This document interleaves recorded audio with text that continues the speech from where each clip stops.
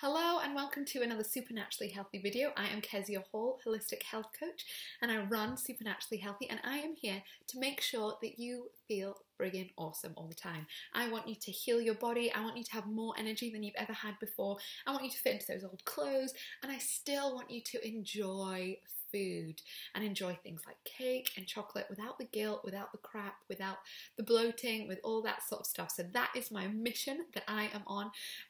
For those of you that already know the blog, you'll know my own journey from being overweight, having chronic diarrhea, having a whole host of health problems, and actually realizing that my love of food could help my body. It could help my body heal. But today I'm here to talk to you and share with you 5 healthy foods that are actually probably doing you harm and not doing you any good whatsoever. And of course, I'm going to share with you the things to have instead.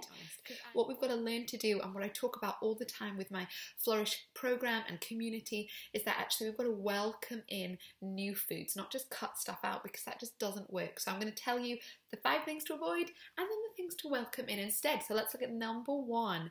Now, this first one is probably going to be a bit of a shocker, and you might not like me saying it, but one of the healthy foods that you're probably eating that's not doing you any good is wholemeal bread.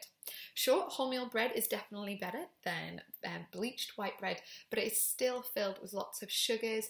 Often they add colorings in to make it brown. It's got gluten in, which I have yet to meet anyone that doesn't feel better reducing or just completely removing gluten in their diet. Did you know, like, 1 slice of wholemeal bread normally has at least half a teaspoon in? So that means in your ham sandwich, you're getting a teaspoon of pure refined bleached sugar every day. And if you have toast and sandwiches, it's just a bit of a nightmare. Plus you get the gluten reaction, which is often so inflammatory for lots of us. And for some of you, you might feel it instantly when you eat gluten. You might get that nice kind of food baby, or you might feel very sluggish. But for some of you, actually, the symptoms of a gluten intolerance might be a lot more reduced, test and all of that sort of stuff. But wholemeal bread, chances are if you're eating that every single day, it's not doing your body good, and you probably feel so much better for not having it.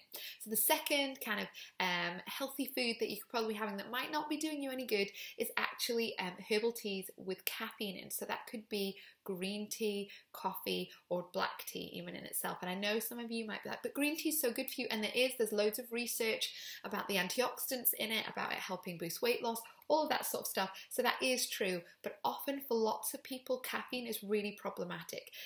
When we have caffeine, our body has to process it, and it acts as a stressor to our body. And most of us are already pretty stressed out a lot of the time anyway. So when we add caffeine in, we just further deplete our adrenals and our thyroid, and it just is an added stress onto our body. So yeah, sure, some of green tea does have great benefits, but actually the caffeine in it might be doing you more harm than good. If you have a caffeinated drink and you kind of are a bit buzzing afterwards and kind of a bit wired, then chances are you're not metabolizing caffeine properly, and that can be signs of stuff going on with your liver, or again your adrenals and thyroid. So make sure you are aware of how much caffeine you're drinking in a day. The number 3 health food that is maybe not doing you any good is flavored yogurts. Now there's loads of scrummy looking yogurts out there that are like organic mango and coconut yogurt that's probiotic, that comes from a farm in Britain, and it looks beautiful. But when you turn it over, you'll often see that the second ingredient is refined sugars, even if it's organic refined sugar. And when you look at the carbohydrates level, the nutritional bit, often the majority of the carbohydrates coming from that are from sugar. So these things, yeah, they're natural, they may be organic, they come from Britain, which is great, they're a good source of vitamin D and A, but the amount of sugar in them robs your body of nutrients when you're eating it.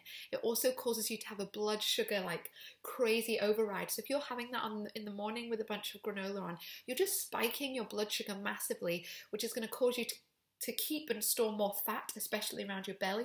It's going to make you have energy dips between 3 and 5 in the afternoon, where you're just like, ugh, give me a latte, I'm so exhausted. So the number 4 health food that's probably not that great for you is cereal bars. Lots of like super healthy cereal bars. Actually, if you read the ingredients, a lot of the time it's flour, it's sugar, it's syrups. Number 5 is low cholesterol spread. I am such a fan of butter. Butter is natural and it's really, really simple, whereas low cholesterol spreads, they basically have to take really cheap, slightly rancid vegetable oils and figure out a way of making it solid and spreadable. So they hydrogenate it, they add catalysts of things like nickel and other kind of metals in there, and then often that process of hydrogenation makes it all grey and lumpy and horrible, so they then have to bleach it and dye it in order to make it look like butter, and then they might add in kind of artificial plant things to lower your cholesterol. They are just a total waste of time. If you're on my blog, I've linked to an article I've written below on saturated fats and on why eating butter is good for you. So, run through the 5 healthy foods that might not be doing you good. Wholemeal bread, caffeine in things like green tea, flavoured yogurt, cereal bars, low cholesterol spread. So what can you have instead? Well, if you are a fan of your sandwiches in the morning, well, why don't you go for something like spelt bread or really good quality sourdough rye bread, or even things like gluten-free oat cakes or rice cakes, or like rye crisp breads or whatever it is. That will just give your body a real break. Or maybe just go a bit wild altogether and just replace the bread in your diet with higher fats and proteins and vegetables and things like that. Number 2, if you are wanting to switch in from your green tea or your normal tea or coffee, there's tons of herbal teas out there that do your body so much good. Peppermint tea, ginger tea, nettle tea, raspberry leaf tea, detox teas, chai tea, rooibos tea. There's literally tons and tons. So just experiment and find a herbal tea that you really, really like. And if you are a flavoured yogurt fan, if you love that mango and coconut yogurt in the morning, then simply just go with a natural plain version. And a great thing that you can do is just get dried fruit, things like apricots, figs, dates, cranberries, dried blueberries, and literally when you buy your pot of yogurt, just shove in a bunch of chopped up dates, and then overnight it will become this yummy, flavoured, naturally sweet, really, really good kind of yumminess to it. And it's cereal bars, and there's loads of great stuff out there, and everywhere you go now you can buy little packets of nuts and seeds, so that would be my instant swap in. It's really simple and it's going to keep you full for longer and keep your blood sugars stable. And as for low fat spread, well, just eat butter. Go to my blog, read my article that I've written on why butter is good for you and why I think we all can eat it, and come and have a read of that and just get your butter on. It's much easier.